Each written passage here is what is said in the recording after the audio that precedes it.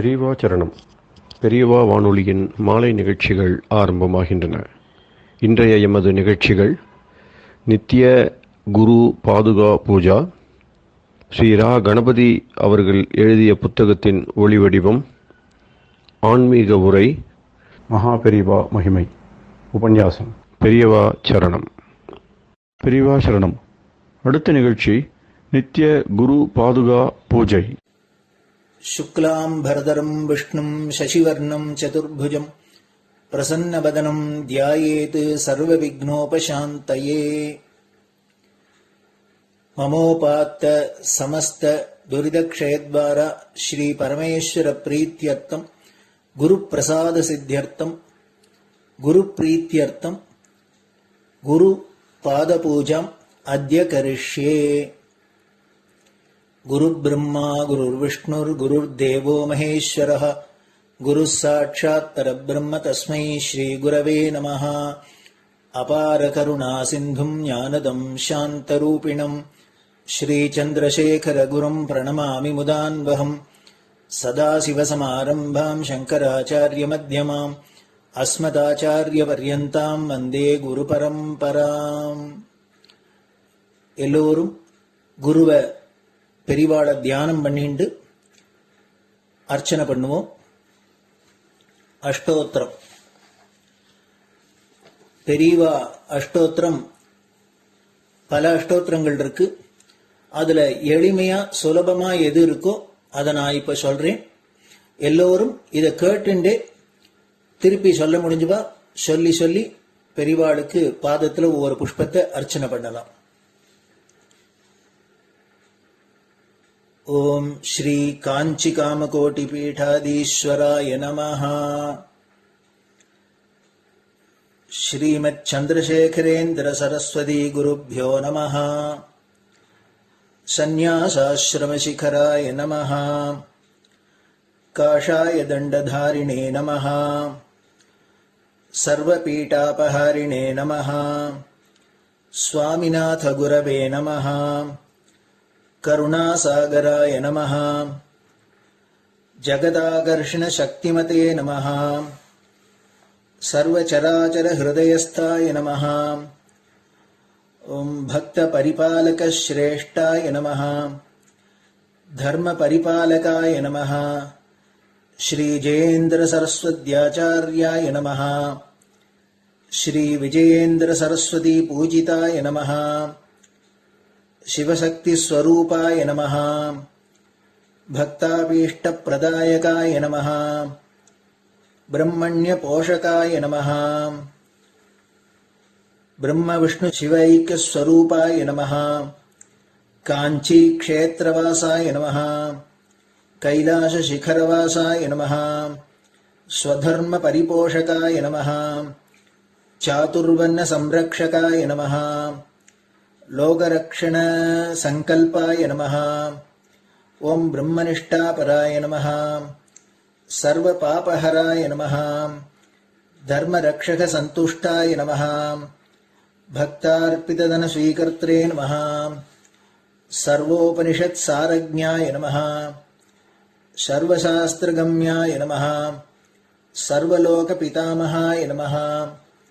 भक्ताभीष्ट प्रदायकाय नमः. ब्रह्मण्य पोषकाय नमः. नानाविध पुष्पार्चितपताय नमः. रुद्राक्ष क्रीडधारिणे नमः. भस्मोद्दोलित विग्रहाय नमः. सर्वज्ञाय नमः. सर्वचराचर व्यापकाय नमः. अनेक शिष्य परिपालकाय नमः. मनश्चाञ्चल्य निवर्तकाय नमः. अभयहस्ताय नमः. भयापहाय नमः. यज्ञपुरुषाय नमः. यज्ञानुष्ठान रुचिप्रदाय नमः. यज्ञसम्पन्नाय नमः. यज्ञसहायकाय नमः. यज्ञफलदाय नमः. यज्ञप्रियाय नमः. उपमानरहिताय नमः. स्फटिक तुलसी रुद्राक्ष हारधारिणे नमः. चातुर्वर्ण समदृष्टये नमः. ऋग्यजुस्साम अथर्वणादि चतुर्वेद संरक्षकाय नमः. दक्षिणामूर्तिस्वरूपाय नमः जाग्रत् स्वप्न सुषुप्ति अवस्थातीताय नमः कोटिसूर्यतुल्यतेजोमय शरीराय नमः साधुसङ्गसंरक्षकाय नमः अश्वगज गोपूजा निर्वर्तकाय नमः गुरुपादुकपूजातुरन्तराय नमः कनकाभिषिक्ताय नमः स्वर्णबिल्वदलपूजिताय नमः सर्वजीवमोक्षदाय नमः मूकवाक्ताननिपुणाय नमः नेत्रदीक्षादानाय नमः द्वादशलिङ्गस्थापकाय नमः गानरसप्रियाय नमः ब्रह्मज्ञानोपदेशकाय नमः सकलकलासिद्धिताय नमः चातुर्वर्ण्यपूजिताय नमः अनेकभाषासम्भाषण कोविताय नमः अष्टसिद्धिप्रदायकाय नमः ओम श्री शारदामठसुस्थिताय नमः नित्यान्नदानसुप्रीताय नमः प्रार्थनामात्रसुलभाय नमः पादयात्राप्रियाय नमः नानाविधमतपण्डिताय नमः श्रुतिस्मृतिपुराणज्ञाय नमः देवयक्षकिन्नरकिंपुरुषपूज्याय नमः श्रवणानन्दकरकीर्तये नमः दर्शनानन्दाय नमः अद्वैतानन्दभरिताय नमः अव्याजकरुणामूर्तये नमः शैव वैष्णवादिमान्याय नमः श्रीशङ्कराचार्याय नमः दण्डकमण्डलोहस्ताय नमः वीणामृदङ्गसकलवाद्यनाथस्वरूपाय नमः रामकथारसिकाय नमः वेदवेदाङ्ग आगमादिसकलकलासतस्प्रवर्तकाय नमः हृदयगुहाशयाय नमः शतरुद्रीयवर्णितस्वरूपाय नमः केदारेश्वरनाथाय नमः अविद्यानाशकाय नमः निष्कामकर्मोपदेशकाय नमः लघुभक्तिमार्गोपदेशकाय नमः लिङ्गस्वरूपाय नमः सालग्रामसूक्ष्मस्वरूपाय नमः कालड्यां शङ्करकीर्तिस्तम्भनिर्माणकर्त्रे नमः जितेन्द्रियाय नमः शरणागतवत्सलाय नमः श्रीशैलशिखरवासाय नमः डमरुकनादविनोदाय नमः वृषभारूढाय नमः दुर्मदनाशकाय नमः आभिचारिकदोषहर्त्रे नमः मिताहाराय नमः मृत्युविमोचकशक्त्याय नमः श्रीचक्रार्चनतत्पराय नमः दासानुग्रहकारकाय नमः अनुराधानक्षत्रजाताय नमः सर्वलोकख्यातशीलाय नमः वेङ्कटेश्वरचरणपद्मषट्पदाय नमः श्री महात्रिपुरसुन्दरी समेत श्री चन्द्रमौलीश्वर पूजाप्रियाय नमः श्रीमच्चन्द्रशेखरेन्द्र सरस्वती सद्गुरु परब्रह्मणे नमः गुरुभ्यो नमः परमगुरुभ्यो नमः परमेष्टिगुरुभ्यो नमः परात्परगुरुभ्यो नमः गुरुपरम्पराभ्यां नमः गुरुपादुकाभ्यां नमो नमः. அடுத்தது ஊதுபத்தி இருந்தா அதை காமிச்சு தூபம், நெய் தீபம் இருந்தா காமிச்சு அதை நெய் தீபம் தீபம் காமிச்சுட்டு நைவேத்தியம் வெத்தலைப்பாக்கு பழம் இதுலேருந்து ஆரம்பிச்சு அவளுக்கு எது சௌரியமோ அதுபடி நைவேத்தியம் பண்ணலாம். அதுக்கு அடுத்தது கற்பூர ஹாரத்தி பண்ணி எல்லோரும் பிரதட்சிண நமஸ்காரம் பண்ணி பெரியவாள்கிட்ட பிரார்த்தனை பண்ணிண்டு எல்லோரும் க்ஷேமமா இருக்கணும், லோகம் பரம மங்களமா சௌக்கியமா இருக்கணும், எல்லோரும் வியாதி வெக்க இல்லாத ஆயுராரோக்கிய ஐஸ்வர்யத்தோட சாந்தம் அமைதியோட ஞான வைராக்கியத்தோட எல்லோரும் நல்லவர்களாயிருந்து நன்மையை அடையணும்னு பிரார்த்தனை பண்ணி இந்த பூஜையை தினம் செய்யலாம். குரு பிரம்மா குருர் விஷ்ணுர் குருர் தேவோ மகேஸ்வரः குரு சாட்சாத் பரபிரம்ம தஸ்மை ஸ்ரீ குரவே நமஹ. அபார கருணா சிந்தும் ஞானதம் சாந்தரூபிணம் ஸ்ரீ சந்திரசேகர குரும் பிரணமாமி முதான்வகம். சதாசிவசமாரம்பாம் சங்கராச்சாரிய மத்யமாம் அஸ்மதாச்சாரிய பர்யந்தாம் வந்தே குரு பரம்பராம். குரு பாத பூஜை நிறைவடைஞ்சது. பெரியவா சரணம். பெரியவா சரணம். பெரியவா வானொலியில் நேயர்கள் அடுத்து கேட்க இருப்பது ஸ்ரீ ரா கணபதி அவர்கள் எழுதிய புத்தகத்தின் ஒளி வடிவம். அளிப்பவர் ஸ்ரீமதி உமா சங்கர் அவர்கள். தேனினும் இனிய சொல்லான் தீச்சுடர் மேனி கொண்டான் ஊனுயிர்க்குயிரதான ஒன்றினைக் கலந்து நின்றான் ஏனினிக் கவலை நெஞ்சே இன்றுனக் அருள் செய்தான் இஞ்ஞானவான் காமகோட்டி நாதனை நம்புவோமே. ஜெய ஜெய சங்கர, ஹரஹர சங்கர. மகாபெரியவாளின் உபன்யாசங்களை ரா கணபதி அண்ணா தெய்வத்தின் குரல் என்ற பெயரில் 7 பாகங்களாக நமக்கு தொகுத்து அளித்ததின் முதல் பாகத்தின் அடுத்த பகுதி. சாஸ்திரமா மனசாட்சியா? தர்மம் என்பது உலகக்ஷேமத்துக்காக செய்யப்பட வேண்டியது.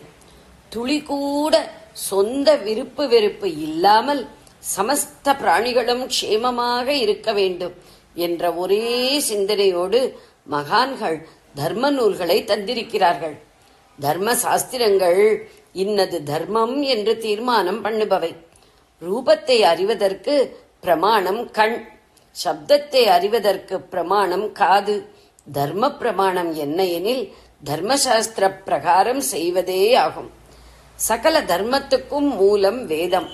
அதை ஸ்ருதி என்பார்கள். எழுதி படிக்காமல் காதால் கேட்டு பாடம் பண்ணுவதால் இப்படி பேர். ஸ்ருதிக்கு அப்புறம் ஸ்மிருதி.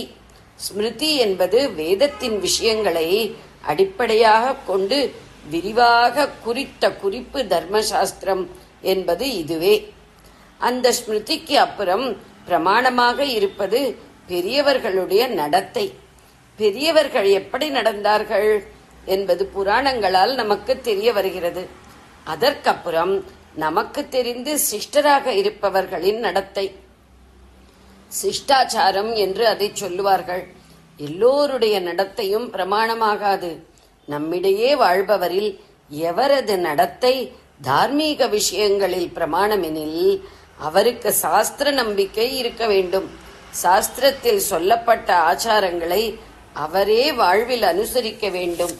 காம குரோதம் இல்லாதவராக இருக்க வேண்டும். இப்படிப்பட்ட சிஷ்டர்களுடைய ஆச்சாரம் ஒரு பிரமாணம். அதற்கப்புறம் நம்முடைய மனசாட்சி, கான்ஷியன்ஸ், நம்முடைய மனசு நிஷ்களங்கமாக எப்படி ஆலோசிக்கிறதோ அது ஒரு பிரமாணம். ஆகவே ஆத்மீக தார்மீக மத விஷயங்களில் பிரமாணங்களை கொள்ளும் முறையில் முதலில் வேதம் இடம்பெற வேண்டும். அப்புறம் தர்மசாஸ்திரத்தை கொள்ள வேண்டும்.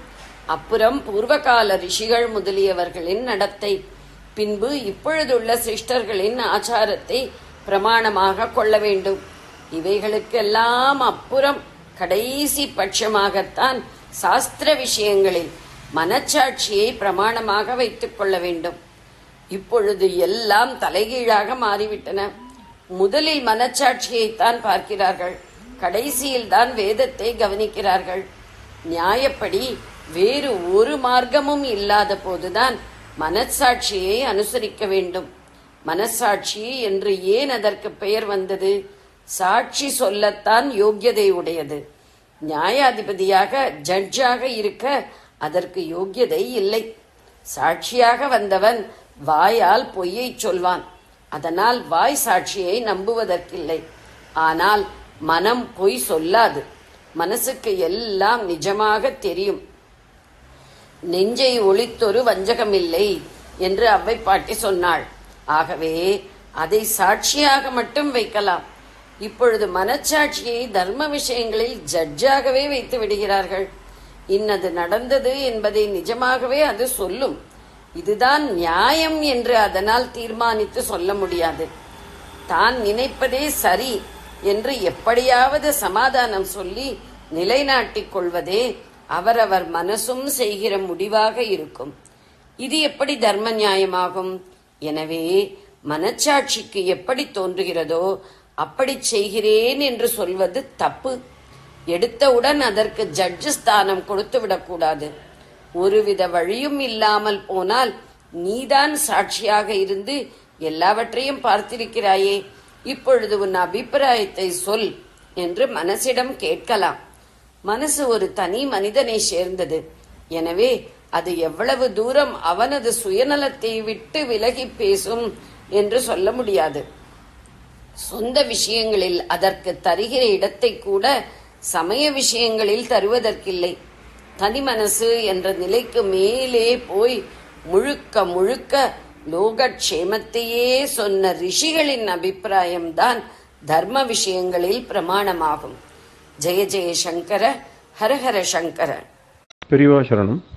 இந்நிகழ்ச்சியின் அடுத்த பகுதி நாளை மாலை இதே நேரத்தில் ஒளிபரப்பாகும்.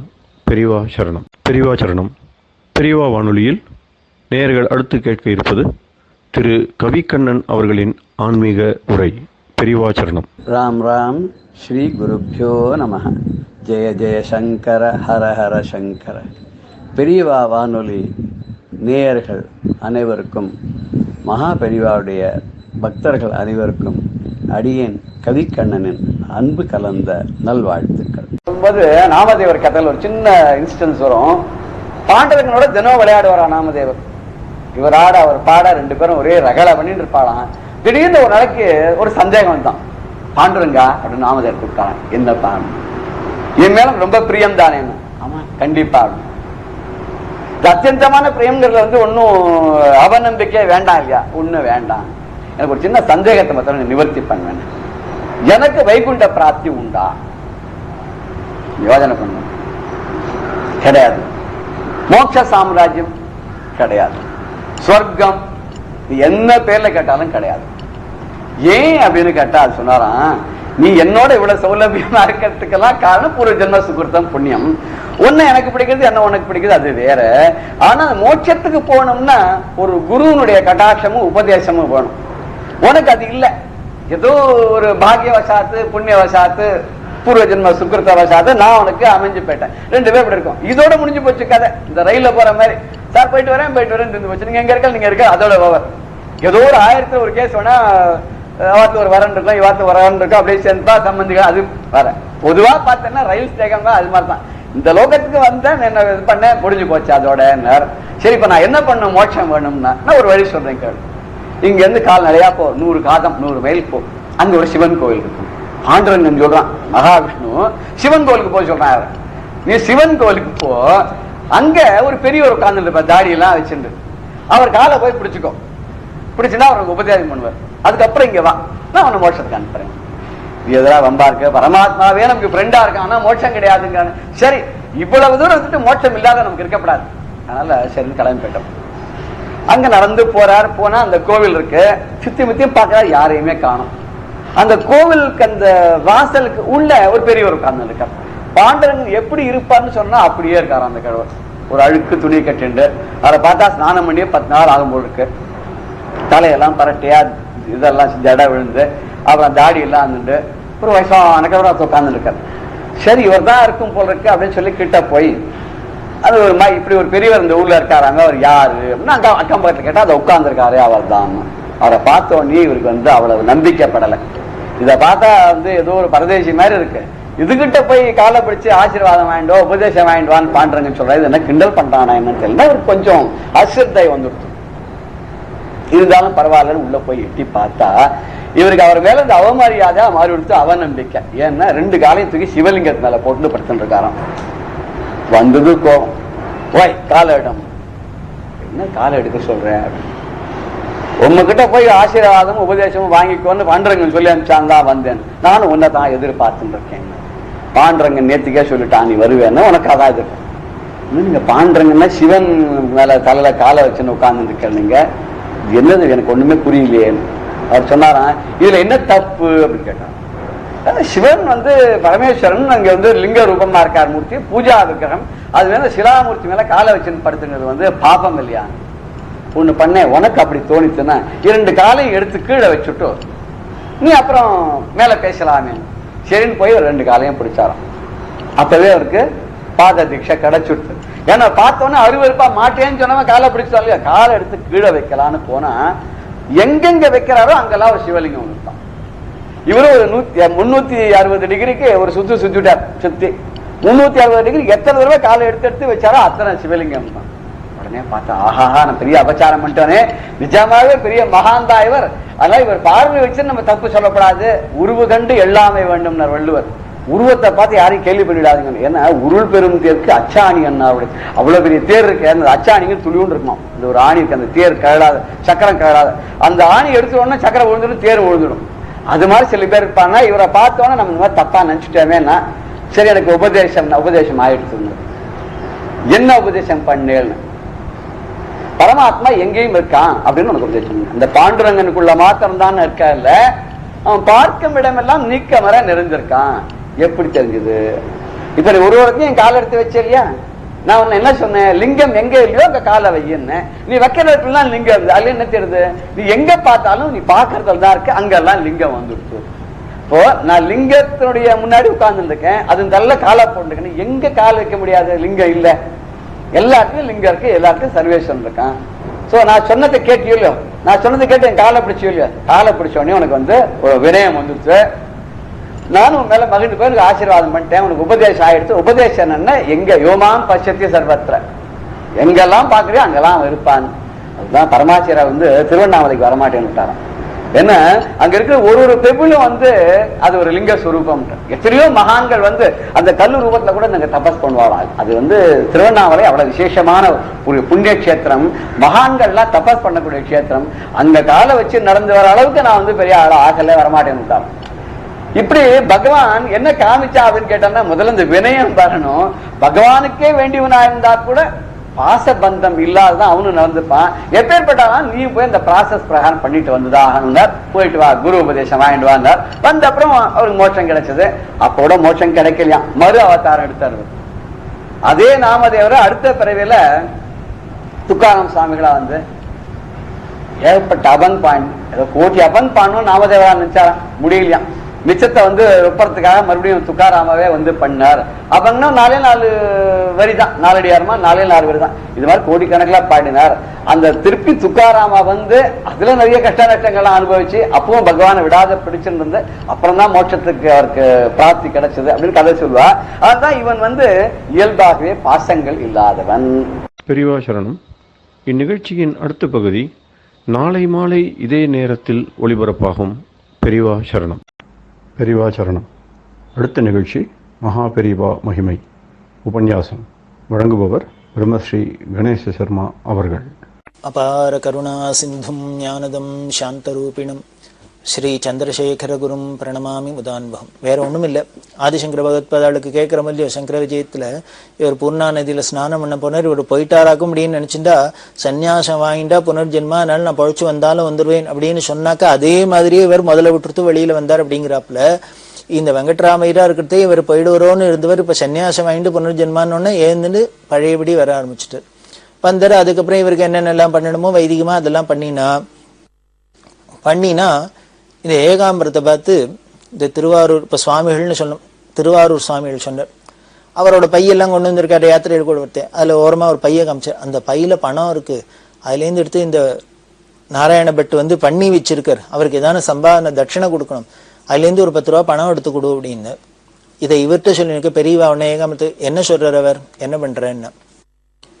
இல்லை அவரோட பைய இருக்கான், அந்த பையில ஏதோ பணம் வச்சிருக்காராம், இந்த பண்ணி வச்சிருக்க சன்னியாசாசிரமம் கொடுத்து எல்லாம் பண்ணி வைதிகரமா பண்ணி வச்சிருக்கு, பணம் கொடுக்க சம்பாவனை பண்ண சொல்றாரு, 10 ரூபா எடுத்து கொடுக்க சொல்றாரு அப்படின்னு. உடனே பெரியவா சிரிச்சினேஸ்வரா, அவர் தான் இனிமேல் சன்னியாசி ஆகியாச்சு, இனிமேல் அவருக்கு ஏது பைய, அவருக்கு ஏது இனிமேல் பணம், அதனால நீ ஒன்று பண்ணு, அந்த பையில இருக்கிற பணத்துல 10 ரூபா எடுத்து கொடுக்காத, பையில இருக்கிற பணம் முழுக்கலும் எடுத்து அவர்கிட்ட கொடு. இதுக்கு தான் ஒரு பெரியவா வேணுங்கிறது. நமக்கு அப்பவும் என்ன தோணுறது, அது தோணல, இவருக்கு அதை வச்சுக்கணுங்கிற எண்ணம் இல்லை. இவர் என்ன பண்ண சம்பாதனை பண்ணணும் அப்படின்னா அதுலேருந்து எடுத்து ஒரு 10 எடுத்து கொடு அப்படின்னு சொல்றாரு. ஆனால் பெரியவா என்ன பண்ணார், இனிமே இது அவரோடது இல்லை, இனிமேல் அடுத்த வாரம் எடுத்துக்க முடியாது, அதனால இவர் பண்ணி வச்சு ஒரு ஆசிரமம் கொடுக்கறதுக்கு கைங்கரியம் பண்ணவருக்கு கொடுத்துரு முழுக்க அப்படின்னு விட்டா. அது அப்படியே கொடுக்கப்பட்டது. அதுக்கப்புறம் மறுநாளைக்கு தீபாவளிக்கு பிரமாதமாக பட்சணங்கள்லாம் பண்ணி அலங்காரம்லாம் பண்ணி எல்லாம் பண்ணினா பெரியவா என்னன்னா அம்பாளுக்கு லட்டு இட்டு மைசூர் பாகு இதெல்லாம் ஜாங்கிரி இதெல்லாம் பண்ணி அலங்காரம் பண்ணியாச்சு. பெரியவா சொல்கிறா அம்பாளுக்கு முகத்துக்கு மட்டுமான முகம் ஒன்று தான் தெரிகிறாப்புல இருக்குது, அதுக்கும் சந்தன காப்பில் அலங்காரம் பண்ணும், அதனால சந்தனம் அரைச்சிடுவா அப்படின்னு சொல்லி வேடிக்கையாக இருக்கும். நினச்சிண்டா நினச்சதை சொல்லுவா, நினச்சது நடந்துடும், அவ்வளோதான் அந்த சந்நிதியில். இவர் உடனே ஏகாம்பரம் போய் எங்கேயோ கல் கட்டை எல்லாத்தையும் தேடி, கர்நாடகாவில் சந்தன கட்டைக்கு என்ன குறவு, தேடி சந்தனத்தெல்லாம் அரைச்சி அம்பாளுக்கு முகத்துக்கு சந்தன அலங்காரம் பண்ணி அம்பாள் மறைக்கிற அளவுக்கு அன்னக்குவியல் போட்டு வெள்ளை எல்லாம் போட்டு எல்லாம் பண்ணிவிட்டு தீபாவளி ஸ்நானம் முடிச்சுன்னு அம்பாளுக்கு இந்த அலங்காரம்லாம் பண்ணி தரிசனம்லாம் பண்ணிட்டு பெரியவா அப்புறம் வந்தா. வரத்தே என்ன பண்ணினா அந்த பட்சணங்கள்லேருந்து எல்லாத்தையும் எடுத்து சாண்டூர் ராஜா வெள்ளம் தான் மெயினாக அதுக்கெல்லாம் கைக்கரியம் பண்ணிட்டு இருக்கா. வெள்ளமும் தரிசனத்துக்கு இருக்கா, கூடவே இருக்கா. இவாளுக்கு இந்த பட்சணத்தில் பிரசாதம் எல்லாம் கொடு அப்படின்ட்டு மீதி என்ன பண்ணார், அந்த அன்னமோ பட்சணமோ ஒன்றுத்தையும் நீங்கள் தொடப்படாது, எல்லாரும் இந்தெண்ண வந்துட வேண்டியது. அதுக்கப்புறம் அங்கே வர ஜனங்கள்லாம் என்ன பண்ணிக்கிறாளோ பண்ணிக்கிட்டோம் முடியும். எல்லா இடத்துலையும் அப்படித்தான் பெரியவா, எதுவாக இருந்தாலும் அங்கே போகிறதோ உபயோகப்படுத்துறது வானோன்னா மீதி என்ன இருக்கோ மீந்து வந்து எல்லாத்தையும் அப்படியே போட்டுட்டு வர வேண்டியது. அது யாருக்கானோ உபயோகப்பட முடியும். அப்படி இருந்திருக்கிறதே இந்த யானகுந்தியில் இருக்கிறதே ஒரு இஸ்லாமியர், அவர் இந்த சிந்தாமணி மடத்தில் இருக்கிறதே அப்படியே உணர்ச்சி பூர்வமாக வந்து பெரியவாளை நமஸ்காரம் பண்ணின்னு இருக்கார். இதை பார்த்துட்டு பெரியவா ரொம்ப சந்தோஷப்பட்டா. அவரோட அந்த பாவத்தையும் அந்த உணர்ச்சியும் பார்த்தா. அவரோ பிறப்பால ஒரு இஸ்லாமியராக இருக்கார், ஆனால் அந்த பக்தி பெரியவாளை பார்த்தோன்னே அந்த பக்தியும் அந்த உணர்ச்சியும் பார்த்தோன்னே பெரியவா சொல்கிறா, பாரு என்ன பக்தி பாரு அவனுக்கு. எனக்கு ஒன்று தோன்றது, இவன் ஒருத்தனுக்காக இந்த பக்திக்காகவே இந்த ஊர்லேயே இருந்துட்டா தேவையில்லை போல இருக்கு அப்படின்னு பெரியவா சொல்கிறான்னா அந்த வந்தவரோட பக்தி எப்படி இருந்திருக்கும், அந்த பாவம் எப்படி இருந்திருக்கும் அப்படிங்கிறத நாம் தெரிஞ்சுக்கலாம். அப்படி இந்த அனகுந்தியில் சிந்தாமணி மடத்துக்கு பக்கத்தில் இருக்கிறதே அங்கங்கே மலை பாறையாக இருக்கும். அதில் ஒரு ஓரத்தில் ஒரு மண்டபம், ராமர் நின்றுண்டு பானம் போட்டார் ஒரு மரத்தடியிலேருந்து வாலி வதம் பண்ணுறதுக்கு அப்படிலாம் சொன்னோம். அதுக்கு பக்கத்தில் ஒரு பழைய மண்டபம், கருங்கல் மண்டபம், எல்லாம் கருங்கல் தான். அந்த மண்டபத்தில் தான் ஒரு ஓரத்தில் பெரியவா இருந்தால் இன்னொரு இடத்துல ஒரு ரூம் மாதிரி இருக்கும். அதில் சமையல் எல்லாம் பண்ணி வாளுக்கு ஆகாரம் எல்லாம் கூட கைங்கரியம் பண்ணுற வாழ்க்கலாம். அப்படி இருக்கிறதே ஒரு நாளைக்கு இவா சமையல்லாம் பண்ணிட்டு பெரியவாளுக்கு பிட்சா எடுத்து இந்த கூட கைங்கரியம் பண்ணவாள்லாம் என்ன பண்ணினா அவ போய் ஆகாரம் பண்ணணும். அப்போ இந்த திருத்தாமர மணி அப்படின்னு சொன்னேன், ஹாஸ்பிட்டல்லேருந்து அவர் தரிசனத்துக்கு வந்திருக்கு. இந்த மணியை நீ பார்த்துக்கோ பெரியவாளை, நாங்களே போய் ஆகாரம் பண்ணிட்டு வரோம் அப்படின்ட்டு சொன்னா. இவாளெல்லாம் உள்ளுக்குள் போய் இலையை போட்டு சாப்பிட்டுட்டு இருக்கா. பெரிய உடனே இந்த திருத்தாமர மணின்ட்டு சொன்னா, நீ ஒன்று பண்ணு, நேராக அந்த உள்ள சாப்பிட்டு இருக்கா, எல்லாரையும் உடனே கிளம்பி வெளியில் வர சொல்லுவோன்னு. இவர் மணிக்குள்ள போய் சொன்னார், உங்களெல்லாம் உடனே வர சொன்னான்னு. அவ சொன்னா, நாங்கள்லாம் சாப்பிட்டுட்டு இருக்கோம், சாப்பிட்டுட்டு வரோம்னு சொல்லு அப்படின்னா. இல்லை உடனே வர சொல்லுன்னு பெரியவா உத்தரவு. பெரியவா சொல்லிட்டா வேற என்ன பண்ண முடியும், வேற வழி இல்லை, எல்லாரும் கிளம்பி இந்துன்னு வரா. அந்த உள்ள சமையல் கிட்ட அதில் ஏதோ ஒரு பூனை படுத்துட்டு இருக்கு. அங்கே உள்ள ஊலையில் ஏதாவது ஒரு பூனை இருக்கும், அதையும் கொண்டு மொள்ள விரட்டி விடு, இந்த பக்கம் விரட்டி விடு அப்படின்னா. இப்படி எல்லாரும் வந்தால் பூனையும் விரட்டி விட்டா. இப்படி எல்லாரும் வெளியில் வந்து இந்த பூனையும் வெளியில் வந்ததோ இல்லையோ என்ன அடுத்த நிமிஷம் ஆச்சுன்னர் அந்த கருங்கல் மண்டபம் தொரன்னு சாஞ்சு கொடுத்து கீழே சரிஞ்சு விழுந்து இடிஞ்சு விழுந்துடுத்து. இதை பார்த்து இந்த எல்லாருக்கும் கண் எதிர்க்க நாம் சித்த நேரம் முன்னால் உட்காந்து சாப்பிட்டு உட்கார்ந்த இடம் ஏதோ பழங்காலத்துது தரன்னு சாயிறது சரியிறது. இதை பார்த்து இந்த வாழ்க்கை எப்படி இருந்திருக்கும் அப்படின்னு பகீர்னுது திடீர்னுது.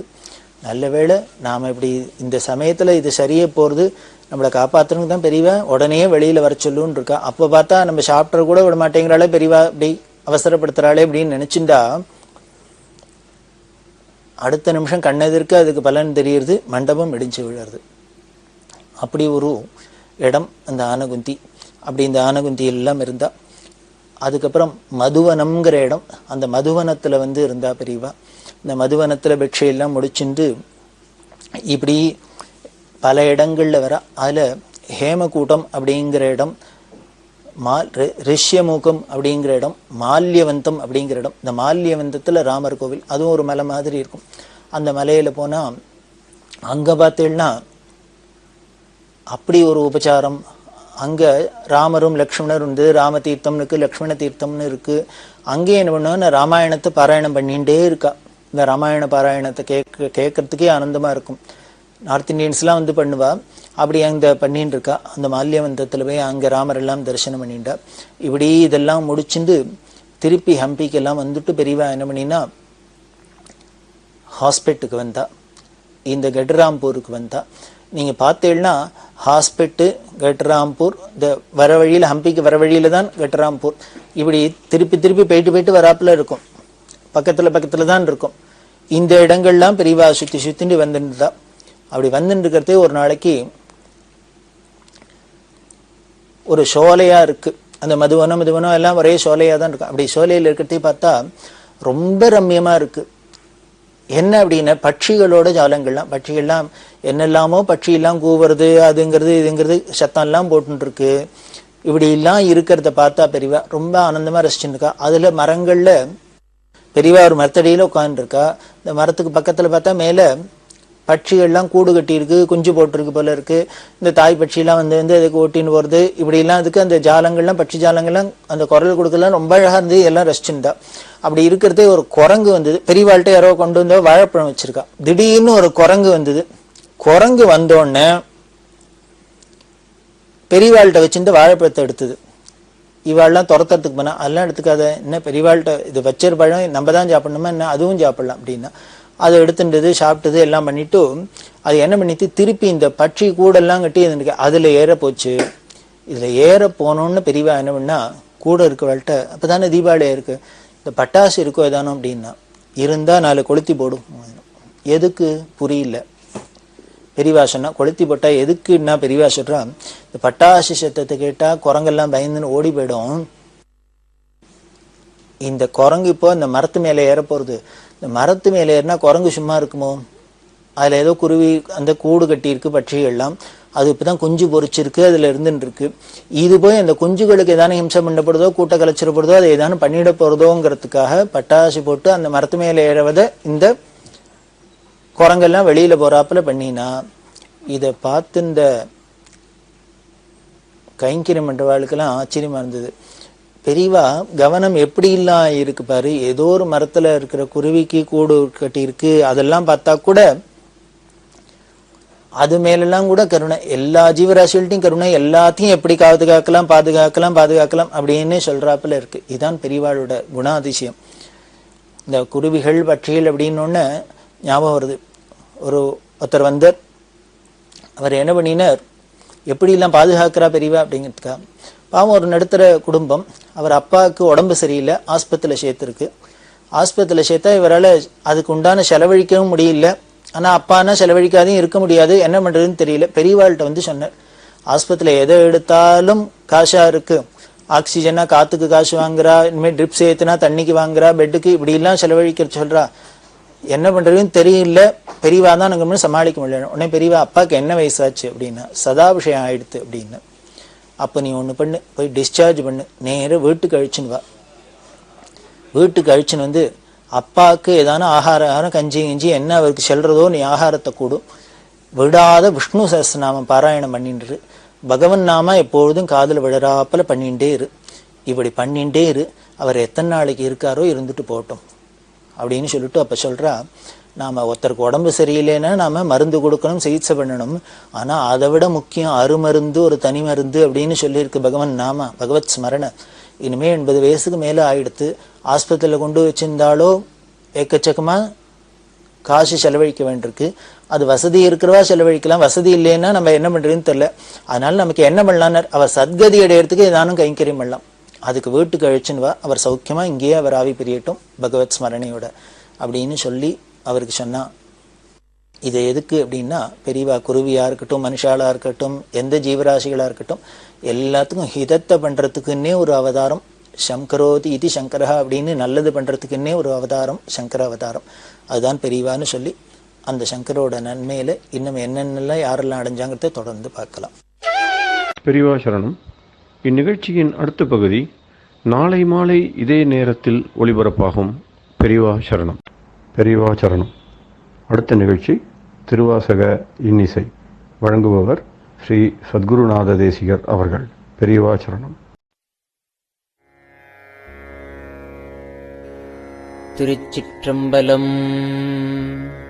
திரு அண்டப்பகுதி. அண்டப்பகுதியின் உண்டை பிறக்கம்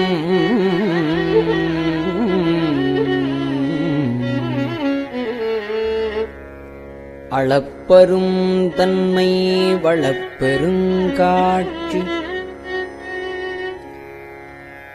ஒன்றனுக்கு ஒன்று நின்று எழில் பகரின்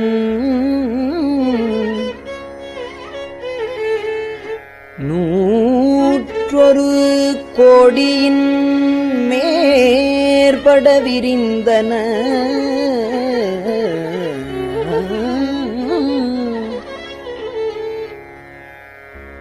இன்னுழை கதிரின் துண்ணணு புரைய சிறியவாகப் பெரியோன் தெரியும்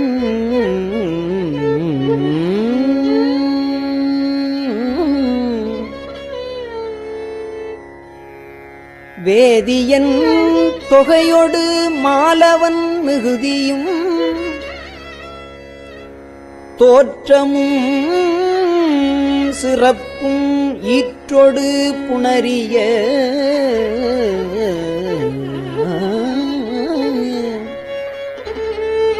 மாப்பேர் ஊழியும் நீக்கமும் நிலையும்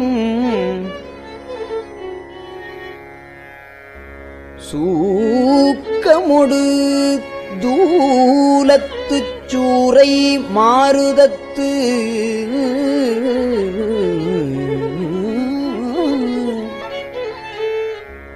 எரியது வழியில் கொட்கப் பெயர்க்கும் குழகன் முழுவதும்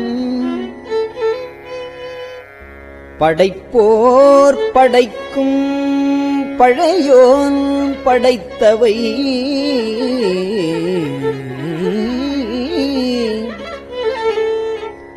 காப்போன் காக்கும் கடவுள் காப்பவை கரப்போன் கரப்பவை கருதா கருத்துடை கடவுள் திருத்தகும்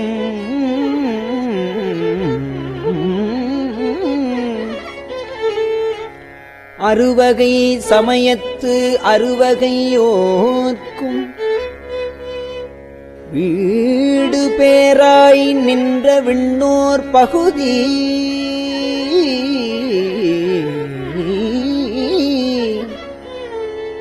கீடம் புரையும் கிழவோன் நாள்தோறும் அருக்கனில் சோதி அமைத்தோன் திருத்தகு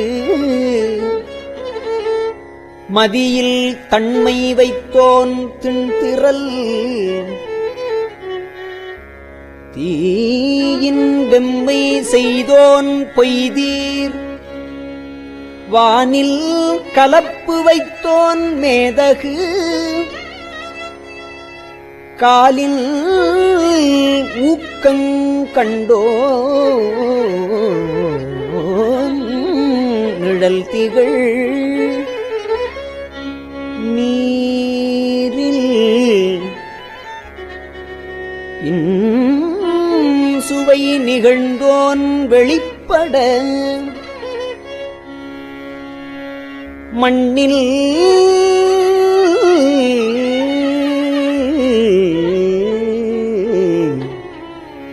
திண்மை வைத்தோன் என்று என்று எனைப் பல கோடி எனைப் பல பிறவும் அனைத்தனைத்து அவ்வையின் அடைத்தோன் அகுதான்று முன்னோன் காண்க முழுதோன் காண்க தன்னேரில்லோ தானே காண்க ஏனத் தொல்லையிரு அணிந்தோன் காண்க காணப் புலியுரி அறையோன் காண்க நீற்றோன் காண்க நினைதொரும் நினைதொரும் ஆற்றேன் காண்க அந்தோ கெடுவேல்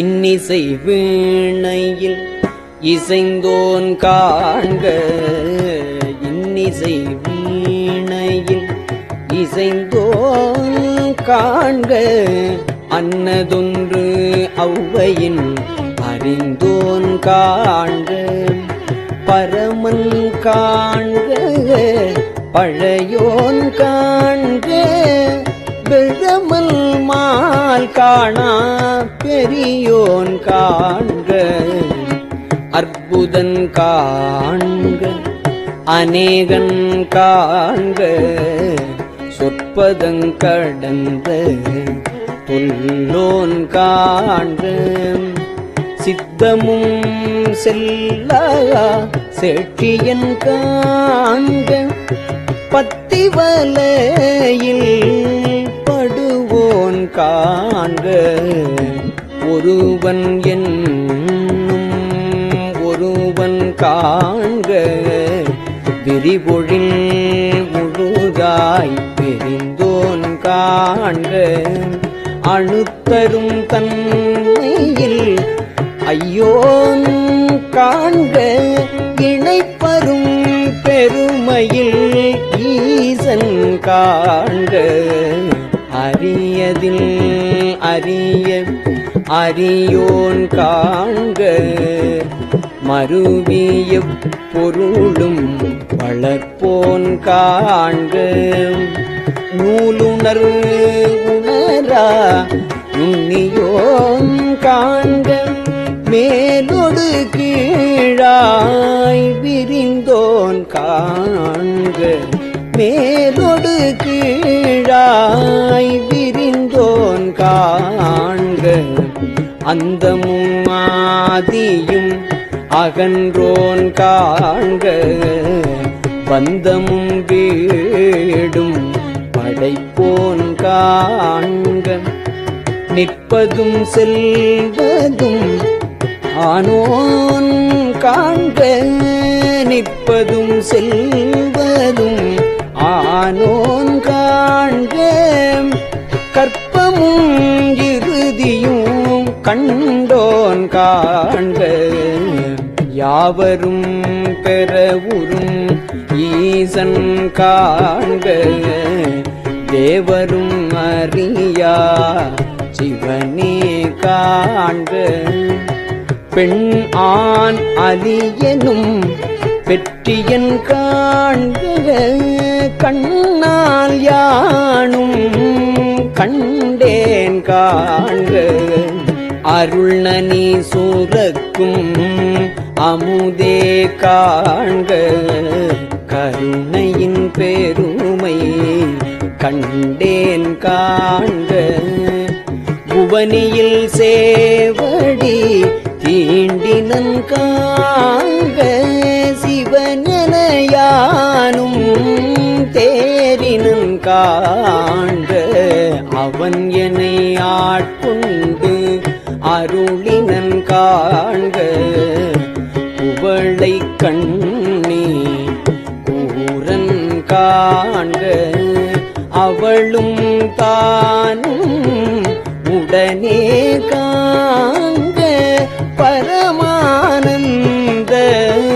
பழங்கடல் அதுவே கருமுகிலில் தோன்றி திருவார் பெருந்துரை வரையில் ஏறி திருத்தகு மின்னொளி திசை திசை விரிய ஐம்புல பந்தனை வாழறவு இரிய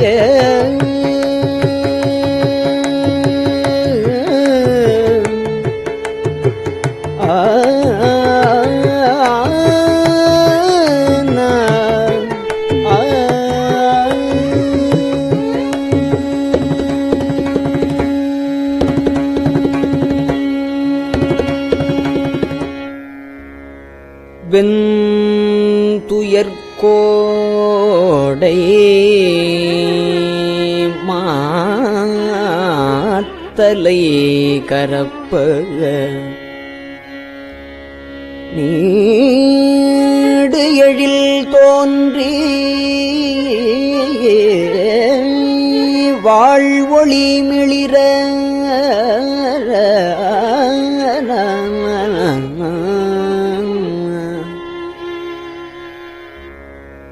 எந்தம் பிறவியில் கோபமிகுத்து முரசெறிந்து பெருங்கருணையில் முழங்கி பூப்புரை அஞ்சலி காந்தள் காட்ட எஞ்சா இன்னருள் நுண்துளி கொள்ள செஞ்சுடரு வெள்ளம் திசை திசை தவிட்ட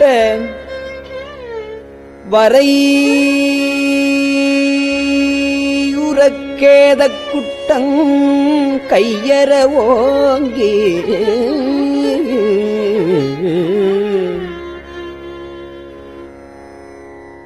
இரு முச்சமயத்து ஒரு பேய் தேரினை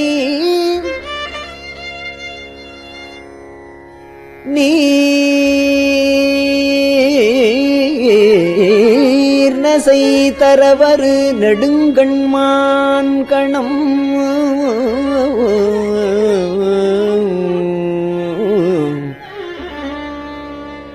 தவப் பெருவாயிடை பருகித் தளர்வொடும் அவப்பெரும் தாபம் நீங்காது அசைந்தன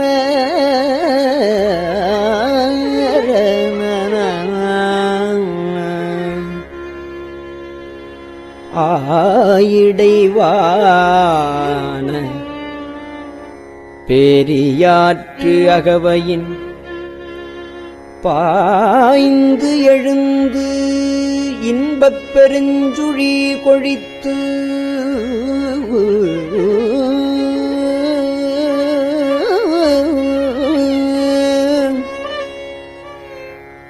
சுழித்து எம் பந்தமா கரை பொருது அலைத்து இடித்து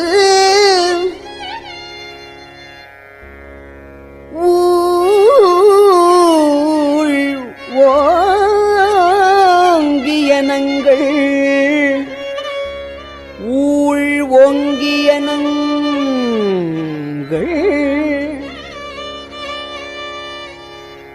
இருவினை மாமரம் வேர் பறித்து எழுந்து உருவ அருள் நீர் ஒட்டா அருவரை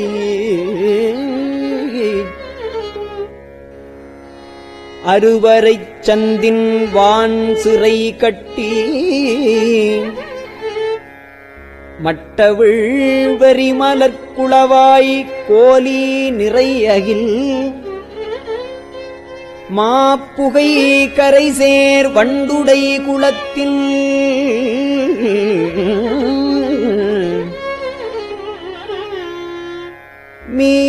மீட்கொள மேன்மேல் மகிழ்தலின் நோக்கி அருச்சனை வயலுள் அன்பு வித்திட்டு தொண்ட உழவரு ஆரத்தந்த அண்டத்து அரும்பெறல் மேகன் வாழ்க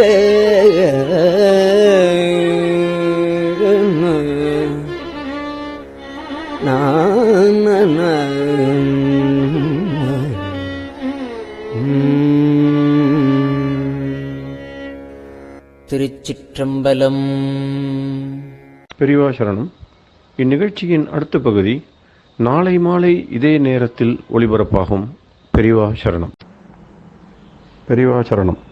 பெரியவா வானொலியின் இன்றைய நிகழ்ச்சிகளின் நிறைவாக திருப்பொன்னூசல் வழங்குபவர் சத்குருநாத தேசிகர் அவர்கள். பெரியவா சரணம்.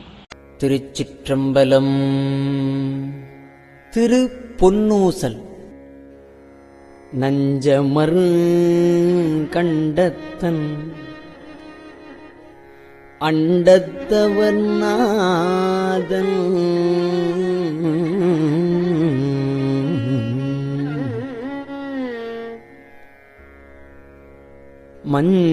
மஞ்சுதோய் மாடமணி உத்தரகோசமங்கை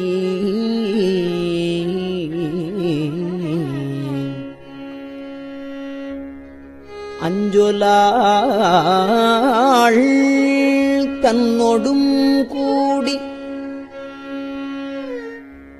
அடியவர்கள் நெஞ்சுளே நின்று அமுதம் ஊறி கருணை செய்து துஞ்சல் பிறப்பறுப்பான் தூய புகழ் பாடி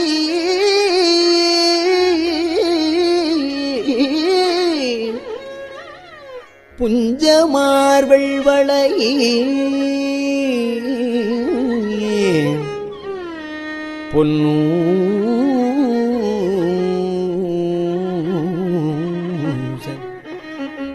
பொன்னூசல் ஆடாமோ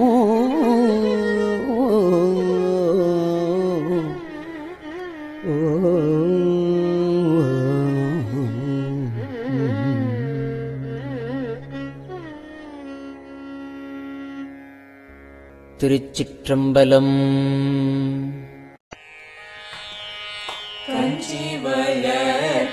காமாட்சி தன் குழந்தாய் சங்கரரே,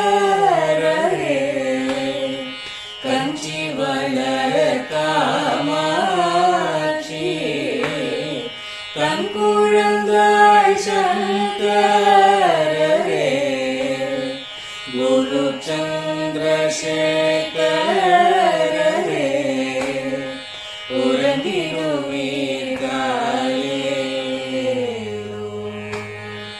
உறங்கிடுவீர்களே.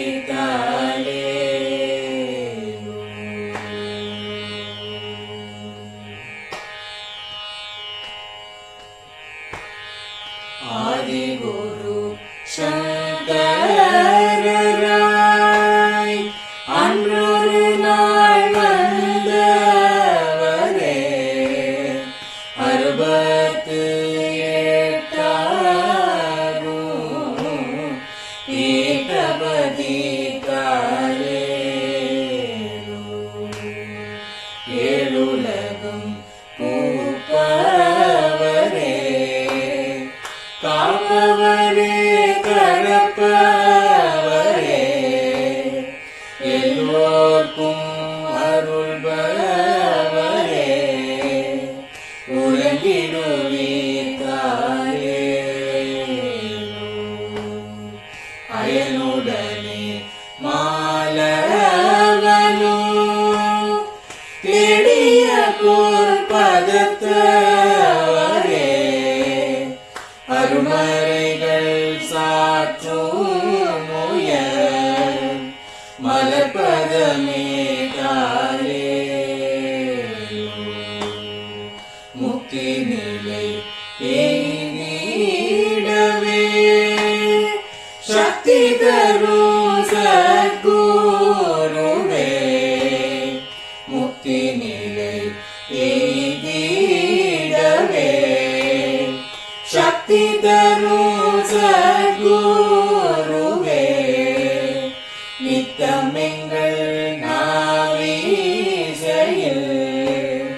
நித்திரை கொள்தாயே,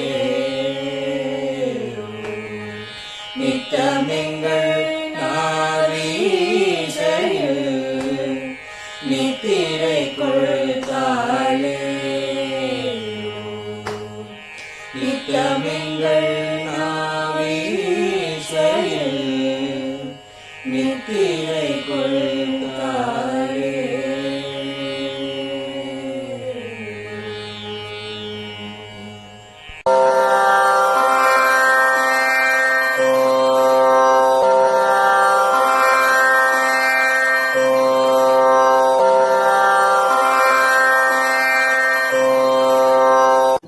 பெரியவாசரணம்.